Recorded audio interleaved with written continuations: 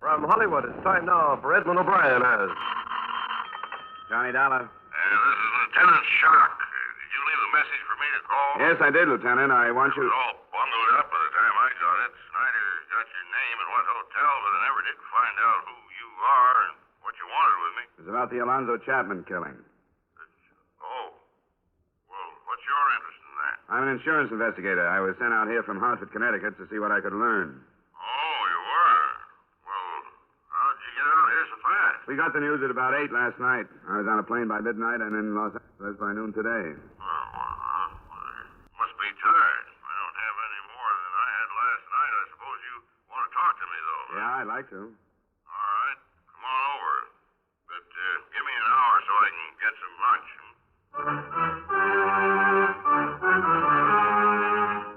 Edmund O'Brien in a transcribed adventure of the man with the action-packed expense account, America's fabulous freelance insurance investigator. Dollar.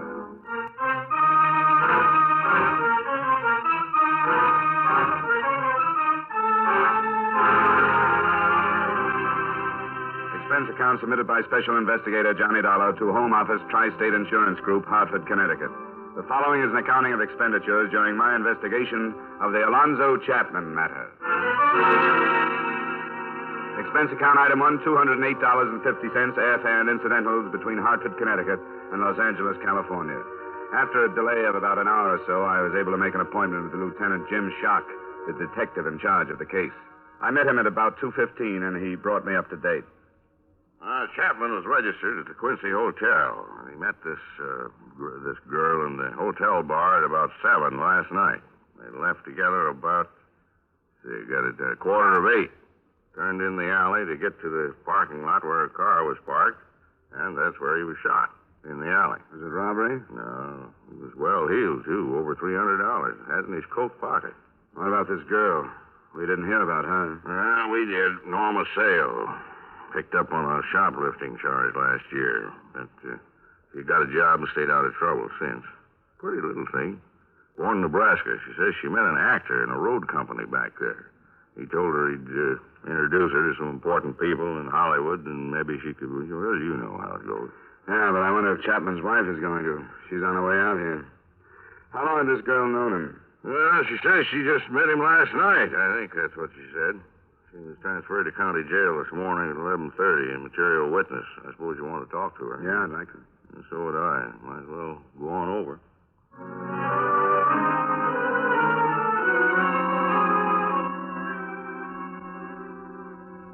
Because it's growing too fast. That's why. We got too many people. We got too many cars. Too much of everything but streets. It's a mess. Of course, I don't know anything about Hartford. I've never been there. Well, it's a little slower paced than Los Angeles, but it's got its problems. I suppose every place has something. Here she is, Lieutenant. Oh. We just called Cassidy when they want to send her back to her cells. Yeah, all right. I'll do that. Thanks. Oh, come along in, Norma. This man is Mr. Dollar. He's an insurance investigator from back east. How do you do, Miss Ann? Hello. You can just sit down. How you feeling today? Not very good. I tried to talk to you last night after Mr. Chapman was shot. You remember? I sort of half remember. I went to pieces, I guess. Yeah, you did. Couldn't get anything that even sounded like a statement from you. That's why I had you held, so we could talk it over today. Sure. I don't know anything. We left and then it happened. How long had you known Mr. Chapman? I just met him last night. He made regular visits to Los Angeles. Are you sure you didn't meet him before? Of course I'm sure. Why would I lie about that? We just struck up a friendship last night. How did that happen? Well, I dropped into the bar at the Quincy for a drink, and he started to talk to me. What all did he say? It was just one of those things that happens all the time. I knew it was a pitch, but he seemed like a nice guy. He just didn't want to be alone. He asked me if I knew any good places to eat, and I told him about a place I like out towards Hollywood, so he asked me if I'd show him. You ought to be more careful who you get friendly with. Maybe I'd better turn that around and say you ought to be more careful about who knows you're getting friendly with somebody. I guess I don't get you. We're looking for a reason somebody would want to kill Chapman. Maybe a man friend of yours? Oh, it couldn't be anything like that. I don't have any steady boyfriends. No, that's not saying there isn't somebody who wants to be one, is it? There isn't anybody, and that's the truth. If it had been somebody I knew, I would have recognized him, wouldn't I? And it's possible that you might want to protect him if you did know him. I didn't know him. There isn't anybody who'd do anything like that. Now, I can't hold with that, Norma. You're young, you're pretty. Why, I should think there'd be a bunch of young bucks after you. Boys from that store where you work, maybe. I tell you, there isn't. It's the truth. There isn't. If there was, I'd tell you. Well, maybe you would. We've got to find a reason that Chapman was killed. I don't know. It wasn't because he was with me. All right now, Norma. Don't get all upset again. You've got to remember some other things. I hope you aren't holding anything back, Norma. You know that we can learn the truth from other people. Sure I do. Ask the girls I work with. Ask Jeannie Stevens. She ought to know. She's lived with me for almost a year. All right, Norma. Now, when you and this Chapman decided on a place to go for dinner, you left the hotel. You started for your car in the parking lot, huh? Yes. You turned into the alley, which was a shorter trip than going around the corner, and this gunman was waiting there. It wasn't dark, was it? No, not quite. How far down the alley was this man? Well, it was not very good at measuring, but must have been about halfway to the parking lot. There's a big trash box there behind one of the buildings. This man was waiting behind the box, and when you came by, he stepped out, fired 3 shots, and ran away. And it was light enough so that you could get a good look at him? Yes, it was darker in the alley, but I'd have recognized anybody I knew. Would you remember if you saw him again? I'm not sure. Maybe I would. Now, Norma, it's up to us to figure out how come this killer was waiting there, where he was. It beats me how he knew Chapman was going to pass by that box. I don't know. You can see how odd it looks, Norma. If he didn't know Chapman was coming that way, he must have known that you were. I don't know how it happened. I'm telling the truth. Maybe somebody heard us talking in the bar. Heard enough to know you and Chapman would go through the alley? Maybe somebody could have. I don't remember exactly how it went, but I told him where my car was parked. Yes, I said just down the alley, I remember. And then did you leave? No, not right away. We had another drink. Well, that'd take about 10 or 15 minutes, I suppose. Well, how about a dollar? I don't think I have anything more. Thanks, Norma. All right. I'll get Cassidy to take you down. I'd like to send you home, Norma. Maybe tomorrow. You know how it goes.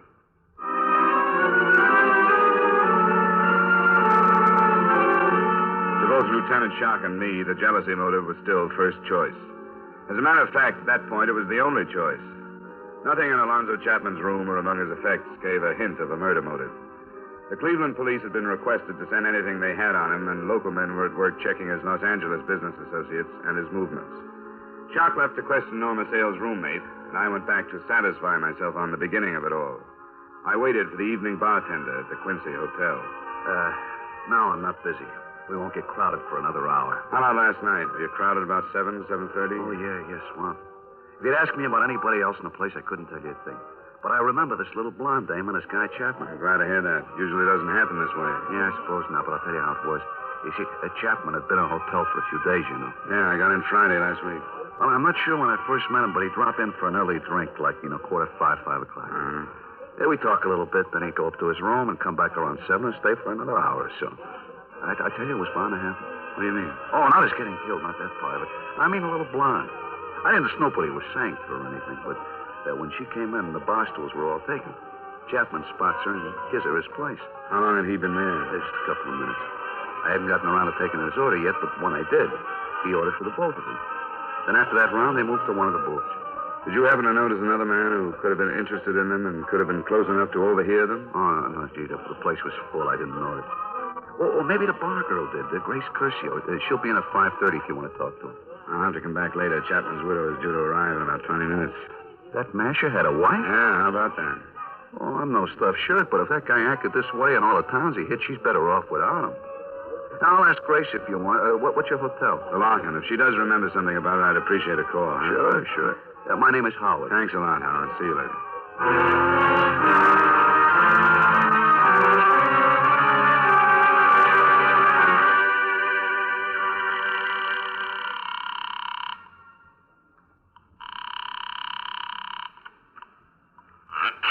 Lieutenant Shock. Lieutenant, this is Dollar. Oh, you got anything to report, Dollar? Nothing that does us any good. Mrs. Chapman just checked into the hotel. I'm in the lobby there now. How did you make out with Norma's roommate? Oh, just fine. She seems like a level-headed sort of girl. She says Norma hasn't gone with any one particular man for a year. That man's name was Clyde. Clyde Mills. Served a 6-month sentence on some charge or other, not important what, but they're all washed up. She says he's not even in town, but we'll look for him anyway. Yeah, I'm going up to talk to the widow if it's all right with you. Sure, go right ahead. Make a suspect out of her if you can. We need some. Could be. From what I hear, she had a motive, not counting the insurance money. But I don't know whether she knew it or not. I'll check with you later.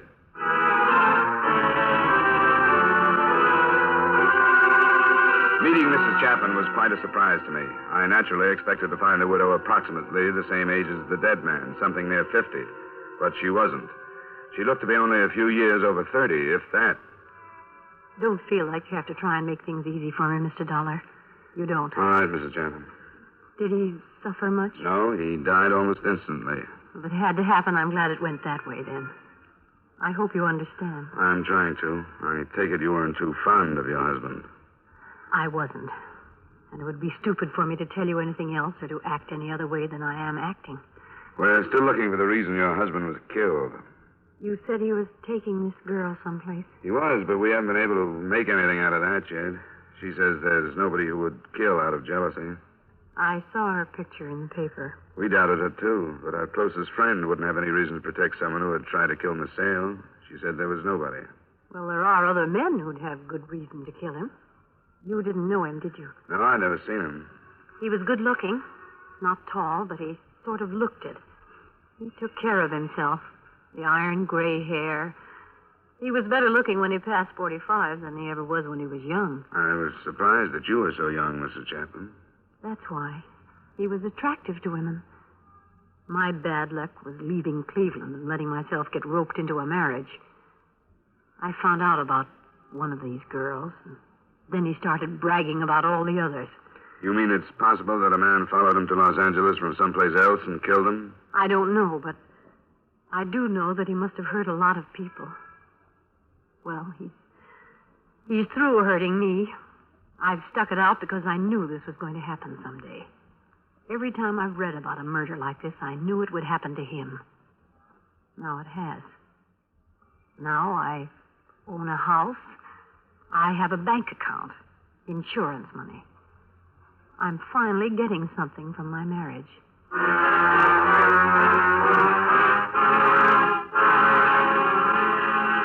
I tried to phone Lieutenant Shark a report on my meeting with the overly honest Mrs. Chapman, but he was out of his office getting the teletyped answer to the request he'd made for information from the Cleveland police. So I cabbed over to see him. Now, I'm not saying that what Mrs. Chapman says isn't possible, but I don't want to go off half-cocked on a wild goose chase. I didn't think you'd like it. I don't either. Chapman came here from Fresno by train, so say it would have to be some guy from there. We'll see why he didn't. Well, say he didn't kill him in Fresno because he thought he wouldn't draw suspicion down here. How did this guy locate him? Chapman didn't reserve a room at the Quincy. He usually stayed someplace else, so he'd have to be followed. It's no good, Dollar. Why, you couldn't expect an inexperienced man from Fresno to do a job of tailing like that through Union Station from there to the Quincy and all this traffic? It's possible, I suppose. You going to check it, then? I guess so. Probably wouldn't be too hard to get a list of the people who got on that train at Fresno. Yeah. List is hard up for motives. Now we got them all over the country. He was old enough to know better. Lieutenant, What? here's a follow-up on that stuff from Cleveland. Oh, thanks. Right. Well, this is darn nice of those boys. Get something? Say, Chapman phoned Cleveland that day. He checked in, didn't he? Yeah, it was Friday. Why? Look at this. Seems like his missus was seeing a lot of a man named Nicholson. He's known to have left Cleveland on Friday night, and he hasn't been seen since. I like this a whole lot better. Yeah, this could be what we wanted. A man with a motive who knew where Chapman was. You think it's time you met the honest widow?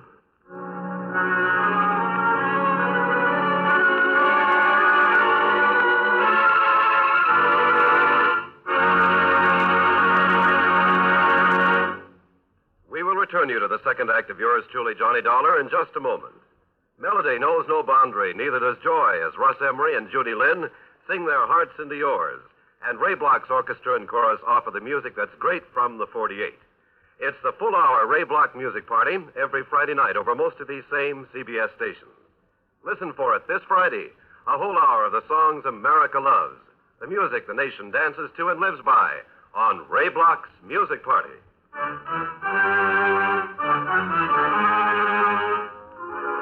Now with our star, Edmund O'Brien, we return you to the second act of yours truly, Johnny Dollar.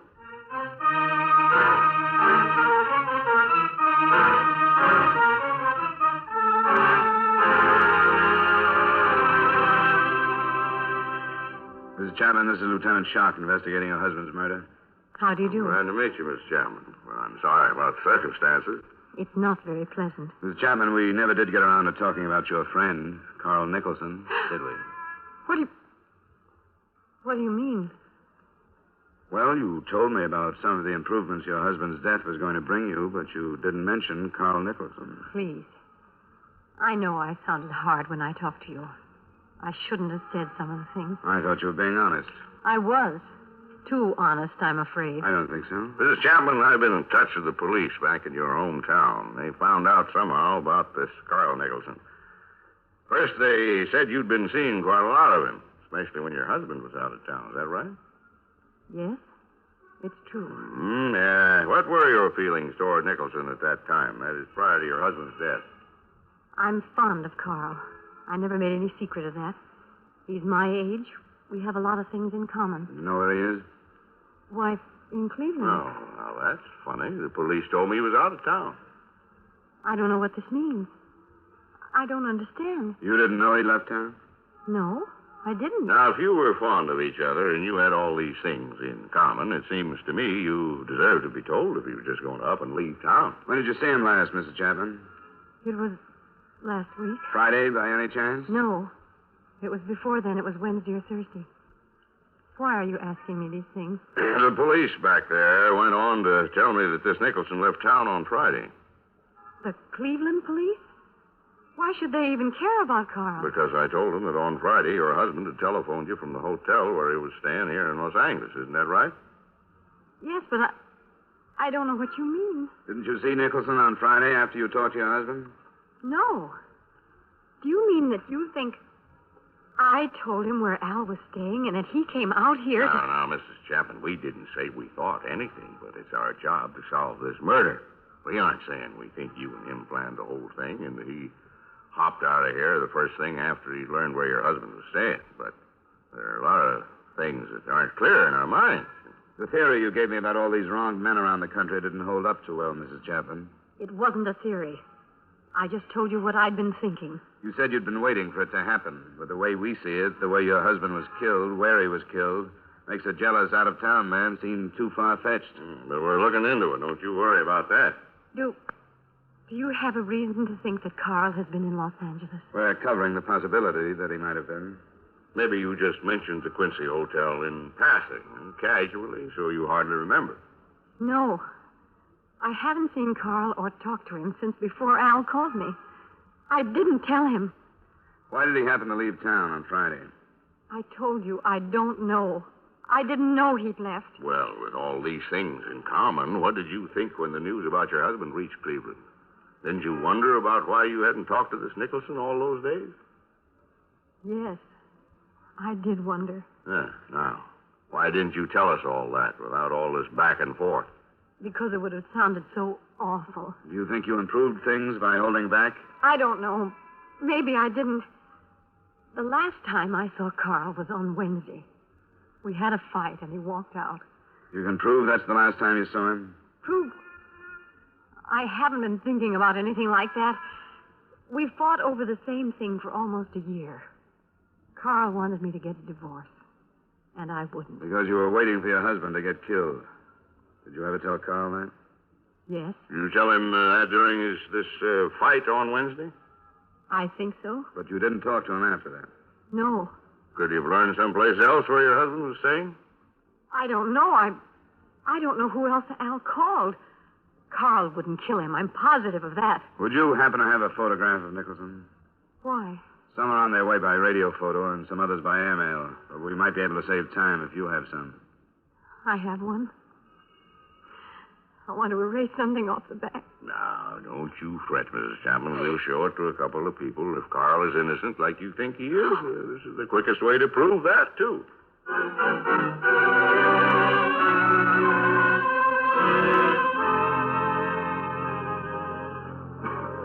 Gee, I'd sure like to help you. You know, if I'd seen a snap before. Sure. Don't say anything you're unsure of. What did the bar girl say? Almost the same thing you did. It was crowded, and she wasn't sure. Oh, I'm awful sorry.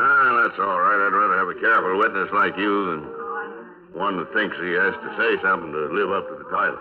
Well, yeah, this guy could have been here, and he couldn't have been. That's the best I can do. I'm sorry. Thanks, Howard. It's okay. I'll do better next time. I'll keep my eyes open from now on. Maybe I'll get on a force someday, huh, Lieutenant?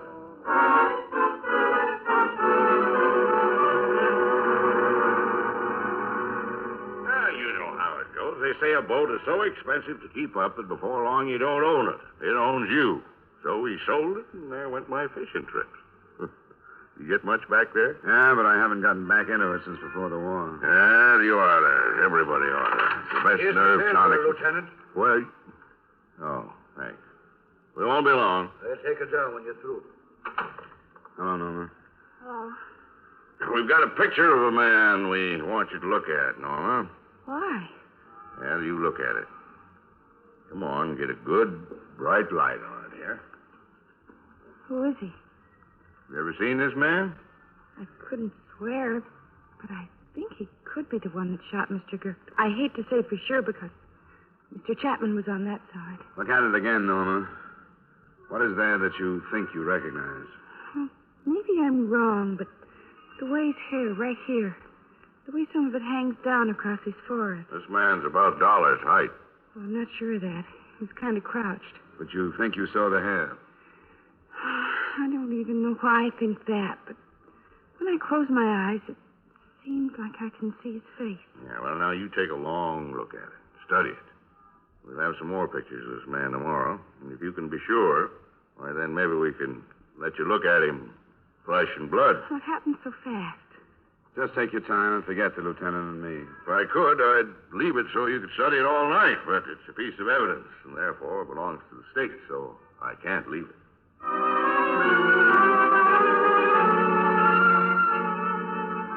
As it turned out, we didn't have to take that photograph or any other picture back to Norma Sales for identification. The first reason turned up that night. There was another message from the Cleveland police. The body of our chief suspect, Carl Nicholson, had been removed from the remains of his car. The crash had occurred within 200 miles of his home. Witnesses said that he had been returning from a friend's country place, and the alcoholic content of his blood gave credence to Mrs. Chapman's story that they had quarreled. It became obvious later that he had been on a week's drunk. In addition to killing him, it had removed him in other respects as a suspect. The other thing that changed the direction of the matter was not as closely connected to any of the principals. As a matter of fact, hardly connected at all. It was a story on the front page of the next morning's paper. A man named Max Gerber with a criminal background had been found shot to death. Along with a year-old picture of him was printed the fact that he had been staying at the Quincy Hotel. With Lieutenant Shark, I went to view Max Gerber's remains and his effects. And at 10 that morning, Norma Sale was once more ushered into us. Well, Norma, we seem to keep you busy, don't we? Sit down, Norma. Did you bring some more pictures? Not the same as we brought last night. That wasn't the man you saw in the alley. I wasn't sure. The bartender at the Quincy says he'd never seen you in there before the other night. Why'd you happen to go there? I don't know. Guess it seemed like a good idea because I hadn't been there. Was there something special that took you there, Norma? There must be quite a few sort of bars where you haven't been. There wasn't anything special. I think it's fair to tell you that we checked the store where you worked and found out that you left there at 3:30 that day. I didn't feel very good. You felt good enough to go to the Quincy. You felt good enough to let yourself get picked up by this man. I guess that's my business, isn't it? What I want to do and who I want to be with. Why, sure it is, Norma. Who did you want to be with? What do you mean? A man named Alonzo Chapman or a man named Max Gerber? I just went in, that's all, and I met this guy. You didn't go into that bar expecting to meet some special man, did you? No. Not even if you were paid to meet him? No, I don't know what you're talking about. That man that was killed. I mean, the one you were with. Did you know what he did for a living? He said he was a salesman. Well, that's what we're getting at. He was a salesman. We cut 2 pictures out of the paper, Norma. Here's one. This the man you met at the Quincy? Yes. You sure, Norma? Yes, I am. This man wasn't killed in the alley the other night. He's the man I was with. No, he isn't. This man was killed last night, Norma, right outside the Quincy Hotel. Here's the picture of the other man. They look alike, don't they? They're the same. I saw the suit Max Gerber was wearing. Even it was sort of the same as Chapman's. It was brown. But they're the same. I mean, it was Gerber. It was Gerber you were supposed to meet. It was Gerber. No, it wasn't, Norma. Yes, it was. All right. You were supposed to pick up Gerber in that bar, weren't you? I didn't know what they were going to do. But you did pick this man up and take him down that alley. They said he owed them some money, and that's all they wanted. Tell us how you found this man in the bar, Norma. They pointed him out in the lobby. He made a phone call, and then he went into the bar. I went in after him. Brown suit, gray hair. Yes. It was Alonzo Chapman you took out to get killed. No, it wasn't. Why should we tell you it was if it wasn't? You're lying to me. You're trying to trick me. No, they just made a mistake. They pointed him out. Then you made the mistake. No, I didn't. I didn't. I did what they said. They told me I had to, and I did. They sent me because I was blonde, and it was the right one. They didn't say they were going to kill him. He just owed them some money. That's all they wanted. That's all I wanted. I didn't want anybody to get killed. I was blonde, and I was young, and that's why they sent me. For money.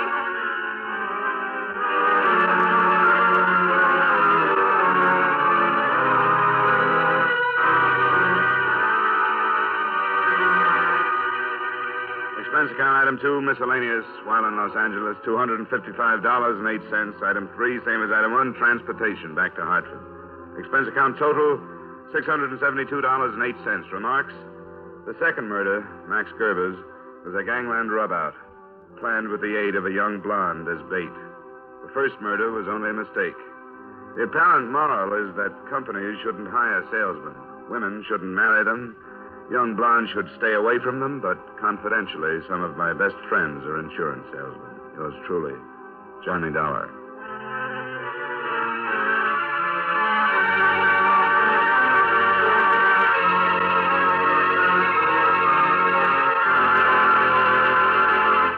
Yours truly, Johnny Dollar, stars Edmund O'Brien in the title role and is written by Gil Dowd with music by Eddie Dunstetter. Edmund O'Brien can soon be seen in the Paramount Pictures production, Warpath. Featured in tonight's cast were Hy Everback, John McIntyre, Harry Lang, Jeanette Nolan, and Virginia Gregg. Yours truly, Johnny Dollar, is transcribed in Hollywood by Jaime Del Valle.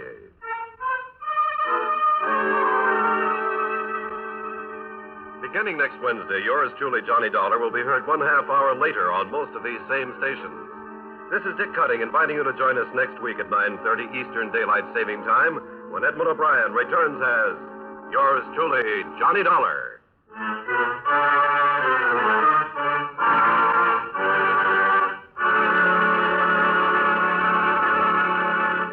Every time you buy a United States defense bond, you help in our defense effort and you help build your personal security. Yes, defense bonds are good for you and good for your country. Remember, defense is your job. Buy United States defense bonds.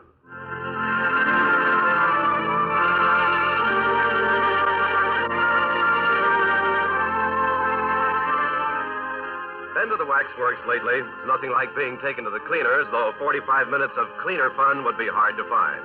You'll enjoy this evening's session of songs and stuff featuring Robert Q. Lewis, his guests, flatters, chatter, and assorted pleasantries. It's the Robert Q. Lewis Waxworks, open for business 5 evenings a week, Monday through Friday, on most of these same CBS stations. Today, the United States is celebrating the 175th anniversary of the signing of the Declaration of Independence. Stay tuned now for the official U.S. anniversary program with President Harry S. Truman, Secretary of Defense General George C. Marshall, Chief Justice Fred M. Vinson, and others who follow immediately over most of these same CBS stations.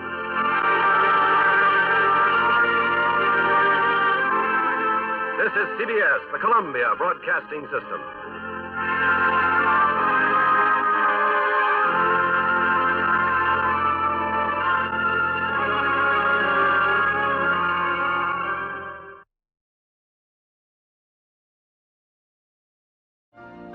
You've been listening to the OTR Gold Network. Find more classic radio at otrgold.com.